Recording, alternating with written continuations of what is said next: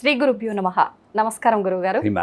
చెప్పండి. గురువుగారు, ఇంట్లో ఒక వ్యక్తి చనిపోయినప్పుడు ఏటి సూతకంలో 1 సంవత్సరం వరకు ఎలాంటి పూజలు చేయరాదు, దీపం వెలిగించరాదు అంటూ ఉంటారు. అది ఎంతవరకు కరెక్ట్ గురువుగారు?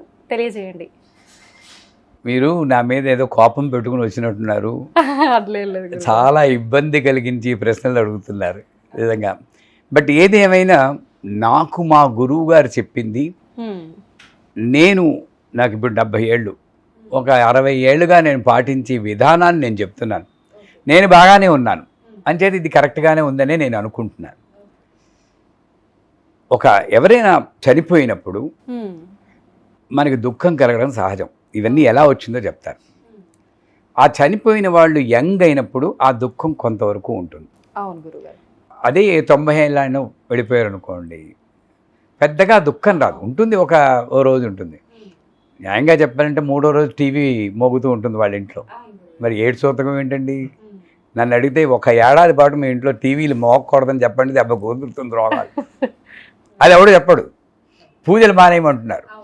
ఏంటి అక్కడ 10 రోజులు ఈ వెళ్ళిపోయిన ప్రేతాత్మతో సంబంధం పెట్టుకుని ఏదో రకంగా వాళ్ళ గురించి ఆలోచిస్తాం కాబట్టి దుఃఖమైనటువంటి మనసుతో నేను భగవంతుని పూజిస్తే ఫలించదు.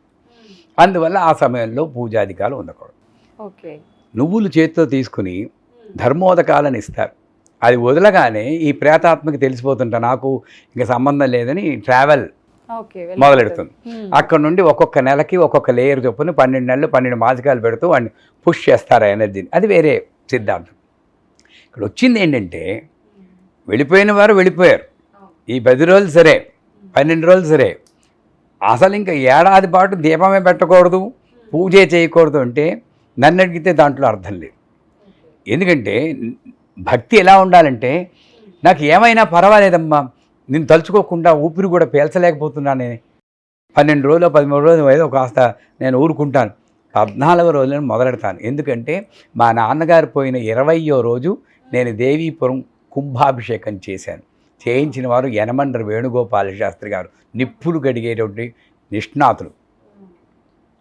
మరి నాకేం చెడుగొట్టలేదే. కుంభాభిషేకం మామూలు పూజ కాదుంటాయి.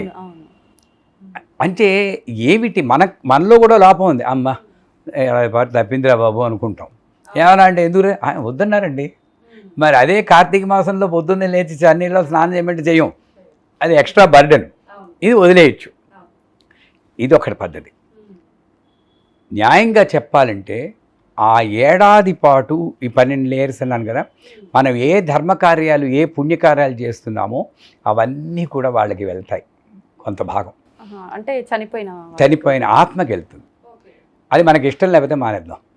మనకి ఇష్టం ఉంది కదా, కావాల్సిన వాళ్ళే కదా. ఇంకోటి దాన్ని సపోర్ట్ చేయడానికి ఒక స్టేట్మెంట్ ఉంది. ఆడపిల్ల పెళ్లి చేయొచ్చుండోయ్, ఎందుకంటే కన్యాదాన ఫలితం వాళ్ళకి వెళ్తుంటాం. మరి పెళ్ళిళ్ళలో దీపాలు వెలిగించరా, పూజలు చేయరా, కాళ్ళు గడిగినప్పుడు నమో స్తనంతాయ సహస్రమూర్తయ అని మంత్రాలు చదవరా? అది పనికి వచ్చినప్పుడు ఇది ఎందుకు పనికిరాదు? అంటే నేనేదో రెవల్యూషనరీ కాదు, లాజికల్గా ఆలోచిస్తే ఎక్కడో లోపం ఉంది. పెళ్ళిళ్ళు చేయమని నేను అంటం లేదు, కొంచెం దీపం వెలిగించుకోవచ్చు కదా. అమ్మని నేను జపించుకుంటే నేను ఎలా ఉండగలను అని ఆలోచన రావాలి. ఎందుకు వచ్చింది ఆడపిల్ల పెళ్ళి కూడాను? పూర్వకాలంలో 8 ఏళ్ళకి పెళ్లి చేసేవారు. మా అమ్మకి 8 ఏళ్ళప్పుడు చేశారు, మా నాన్నగారు 13 ఏళ్ళు.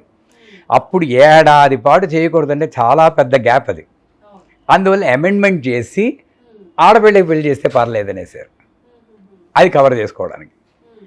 నిజానికి నన్ను అడిగితే మనస్ఫూర్తిగా వెళ్ళిపోయిన వాడిని ధ్యానిస్తూ ఆ ఏడాదంతా కూడా నేను ఏ పుణ్యకార్యం చేసినా అది నీకే చెందుతుంది తల్లి, ఆ తండ్రి అనుకుని చెయ్యడమే ఉత్తమం.